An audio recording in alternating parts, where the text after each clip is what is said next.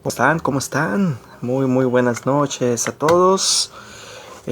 Buenos días, tardes, noches, depende del horario en el que veas esta transmisión. Quiero agradecerles a todos los que han estado viendo mis transmisiones, quienes han comentado, quienes les han dado me gusta, quienes les han dado seguir también. En verdad, muchísimas gracias, cientos de gracias. Ya somos 100 en esta página. Y bueno, vamos a continuar. Esta vez vamos a irnos 3 temas porque el día 10 de mayo, que se celebró el Día de las Mamás, y el 11 y hoy, de verdad he tenido bastantes pendientes. Entre ellos, pues gracias, quiero agradecerlos que han estado preocupados por la salud de mi mamá, los que me han estado mandando mensajes, me han estado preguntando, han estado orando por ella, gracias. Su salud va bien, va estable. Hoy nos dieron los resultados de los análisis. Posiblemente requiera cirugía su situación. Pero bueno, lo importante es que estamos bien. Ha sido desgastante en varias situaciones porque muchas veces nos ha tocado estar haciendo varias pendientes a la vez. Y curiosamente el miércoles 10 de mayo, hice reír a mi mamá con algo que le recordé cuando yo estaba en 5º año de primaria. La maestra en turno nos puso a escribir una carta. Que esa carta se la íbamos a entregar a nuestras mamás. Esa era la tarea. Escribirla y entregarla, ¿no? En esa carta yo prometí que iba a portarme bien, que iba a hacer el aseo, que iba a hacer varias situaciones, ¿no? Al final fue todo lo contrario. Fue todo lo contrario. Me porté muy mal y hice enojar a mi hermano. E incluso les voy a comentar algo ya más fuerte. No recuerdo exactamente lo que hice, pero incluso hasta mi mamá lloró ese día. De tanta molestia que le ocasioné, de tanto coraje que le hice, que mi mamá lloró. Como les digo, estaba en 5º año. No recuerdo exactamente qué fue lo que hice. Como les comento, tenía como 10 años, 11. Pero lo que sí recuerdo es que hice enojar mucho a mi mamá y la hice llorar incluso. Tema número 1, la respuesta es no. En aquel entonces, pues sí fue un mal día. Fue el peor 10 de mayo de mi vida. Yo creo que fue el peor 10 de mayo de la vida de mi mamá. Ahora lo recordamos ese día, el miércoles lo recordamos con una sonrisa. Mamá no se acordaba, entonces cuando le conté se empezó a reír. En aquel entonces pues todo fue todo lo contrario, ¿no? Bueno, los niños, tú que eres papá, tú que eres mamá, tú que te ha tocado dar clases, ya sean en el área secular, dando clases a niños, en la escuela primaria, o en un salón de iglesia infantil o de clase de niños, escuela dominical. Sabemos que los niños pueden ser adorables e inocentes hasta cierto punto. Hasta que un papá o una mamá le dice que no a una exigencia que tiene este niño. Cuando eso pasa, algunos niños gritan de una forma incontrolable, hasta hacen berrinches, se tiran al suelo, ¿sí?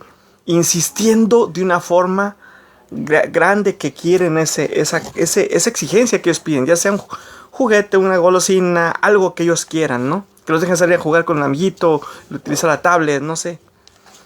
Para ello vamos a irnos a 2 de Samuel, capítulo 12, del 13 al 23. 2 de Samuel, capítulo 12.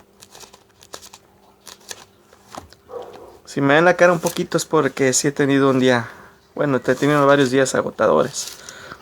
12 del 13 al 23. Esta historia es cuando David se obedece a Dios y Jehová Dios me manda al profeta Natán a amonestar a David. Voy a comenzar el versículo 12. Porque tú lo hiciste en secreto, mas yo haré esto delante de todo Israel y a pleno sol. Entonces dijo David a Natán, pequé contra Jehová. Y Natán dijo a David, también Jehová ha remitido tu pecado, no morirás. Por cuanto con este asunto hiciste blasfemar a los enemigos de Jehová, el hijo que te ha nacido ciertamente morirá. Y Natán se volvió a su casa, y Jehová hirió al hijo que la mujer que Urías había dado a David y enfermó gravemente. Entonces David rogó a Dios por el niño, y ayunó David y entró y pasó la noche acostado en tierra. Y se levantaron los ancianos de su casa, y fueron a él para hacerlo levantar de la tierra, mas él no quiso, ni comió con ellos pan. Y al séptimo día murió el niño, y temían los siervos de David hacerle saber que el niño había muerto, diciendo entre sí: cuando el niño aún vivía, le hablábamos y no quería oír nuestra voz. ¿Cuánto más se afligirá si le decimos que el niño ha muerto? Mas David, viendo a los siervos hablar entre sí, entendió que el niño había muerto. Por lo que dijo David a sus siervos: ¿ha muerto el niño? Ellos respondieron: ha muerto. Entonces David se levantó de la tierra y se lavó y se ungió y cambió sus ropas, entró a la casa de Jehová y adoró. Después vino a su casa y pidió que le pusieran pan y comió. Y le dijeron sus siervos: ¿qué es esto que has hecho? ¿Qué es esto que has hecho? Por el niño viviendo aún ayunabas y llorabas, y muerto aún te levantaste y comiste pan. Y él respondió: viviendo aún el niño yo ayunaba y lloraba, diciendo: ¿quién sabe si Dios tendrá compasión de mí y vivirá el niño? Mas ahora que ha muerto, ¿para qué de ayunar? ¿Podré yo hacerle volver? Yo voy a él, mas él no volverá a mí. Salmo 51 es el salmo que David escribió cuando estuvo orando esos 7 días delante de Dios, que estuvo pidiendo misericordia, pidiendo piedad. Ten piedad de mí, que es como empieza este Salmo 51. La lectura bíblica para hoy registra cuando David admite su culpa, cuando fue confrontado por Natán. David fue perdonado, pero Dios dejó que la consecuencia de su pecado cayera en el bebé concebido fuera de matrimonio. David ayunó y oró al Señor día y noche por 7 días por la sanidad de su hijo, que había enfermado gravemente. A pesar de sus sinceras peticiones, el bebé murió.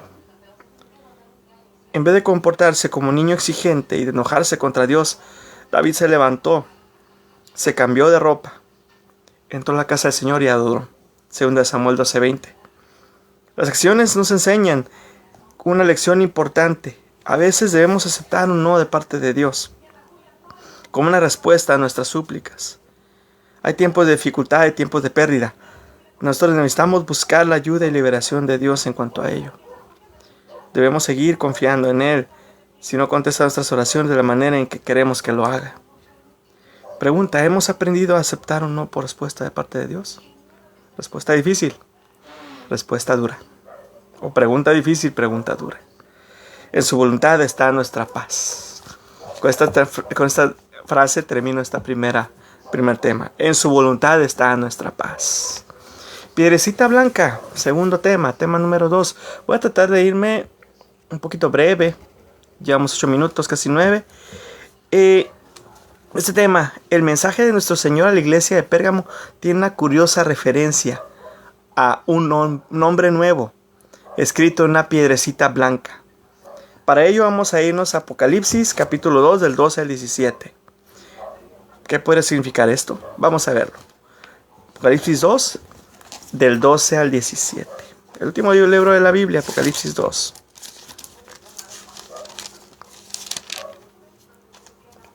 Listo, y escribe el ángel de la iglesia en Pérgamo: el que tiene según la espada aguda de 2 filos dice esto: yo conozco tus obras y donde moras, donde está el trono de Satanás, pero retienes mi nombre y no has negado mi fe, ni aun en los días en que Antipas, mi testigo fiel, fue muerto entre vosotros. ¿Dónde mora Satanás? Pero tengo unas pocas cosas contra ti, que tienes ahí a los que retienen la doctrina de Balaam, que enseñaba a Balac a poner tropiezo ante los hijos de Israel, a comer de cosas santificadas a los ídolos y a cometer fornicación. Y también tienes a los que retienen la doctrina de los nicolaitas, la que yo aborrezco. Por tanto, arrepiéntete Pues si no, vendré a ti pronto y pelearé contra ellos con la espada de mi boca. El que tiene oído, oiga lo que el Espíritu dice a las iglesias. Al que venciere le daré a comer del maná escondido, y le daré una piedrecita blanca, y en la piedrecita escrito un nombre nuevo, el cual ninguno conoce sino aquel que lo recibe. Bien, vamos a ver qué significa esto, la piedrecita blanca. Hay dos aplicaciones razonables en este pasaje.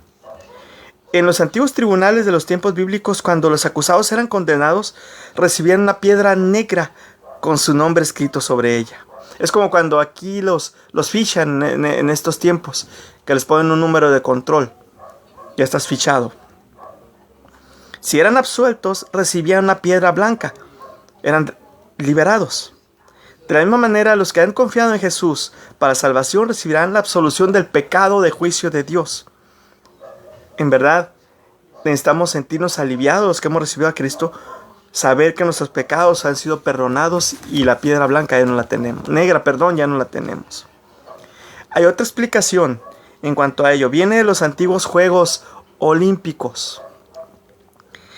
Cuando los atletas ganaban, como me encantan las Olimpiadas, por cierto, los que, como les digo, los que me conocen bien, saben que a mí las Olimpiadas me encantan.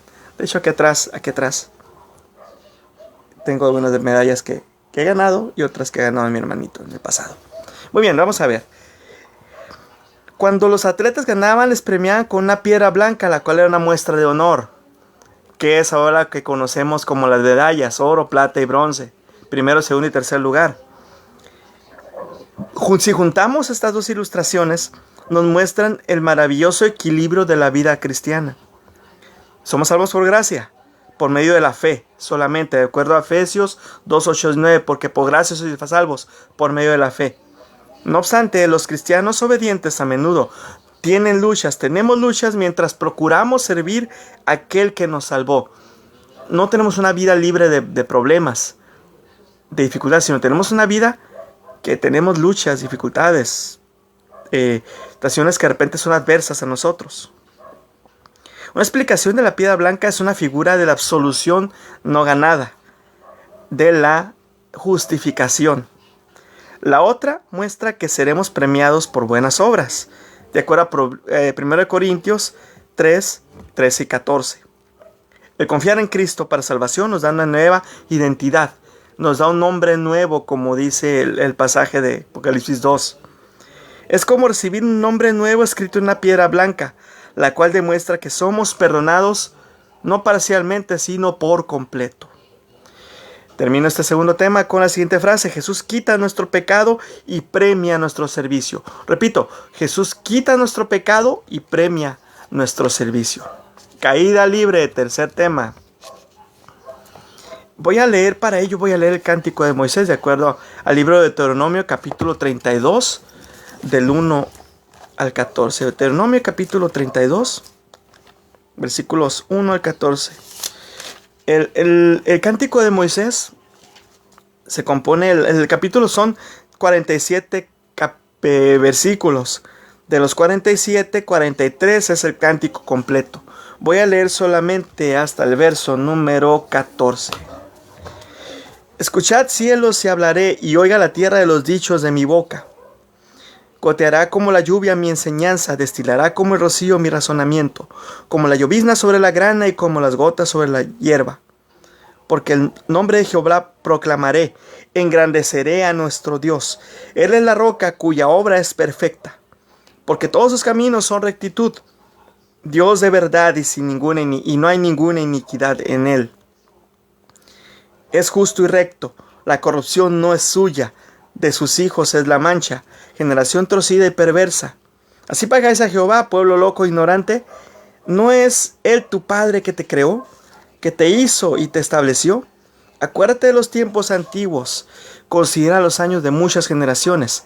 Pregunta a tu padre, él te declarará, a tus ancianos ellos te dirán.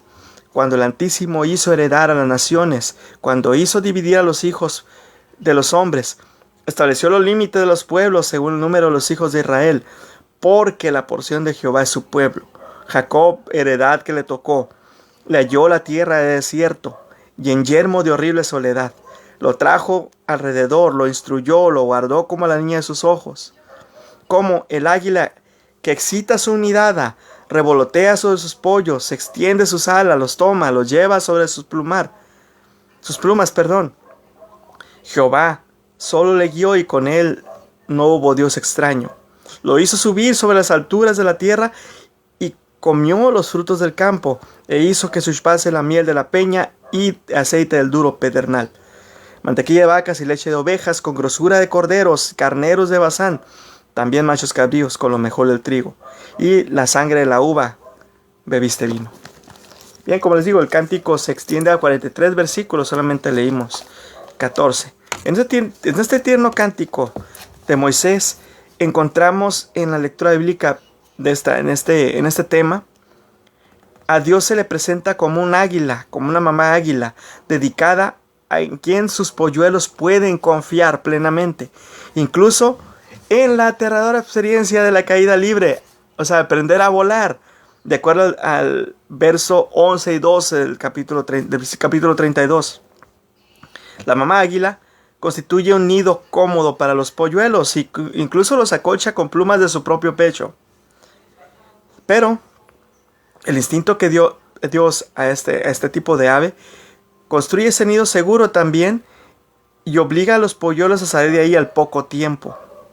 Las águilas están hechas para volar y el águila madre no deja enseñarles a sus hijos. Solo entonces llega a ser aquello por lo que fueron creados. Así que un día el águila madre hace un desastre en el nido, lo desarregla de tal forma que sea incómodo para los polluelos. Entonces agarra un aguilucho perplejo, lo eleva en los cielos y lo deja caer. Y a la vecilla comienza una caída libre. De hecho, ahí viene el tema, caída libre. ¿Dónde está mamá ahora? No está lejos. No está lejos la mamá. Al poco rato, baja en picada y atrapa al pichón sobre una fuerte ala. Repite este ejercicio hasta que cada uno de los aguiluchos pueden volar solos sin necesidad de que el águila los salve o lo rescate. Pregunta, ¿tenemos miedo a la caída libre? ¿No estamos seguros de dónde vamos a caer o qué tan duro nos vamos a golpear?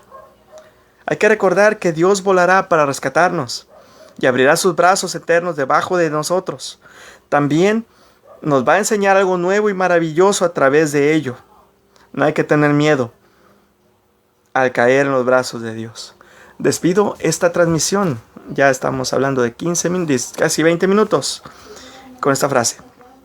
El amor de Dios no nos evita las pruebas, sino que nos sostiene en medio de ellas. El amor de Dios no nos evita las pruebas, sino que nos sostiene en medio de ellas.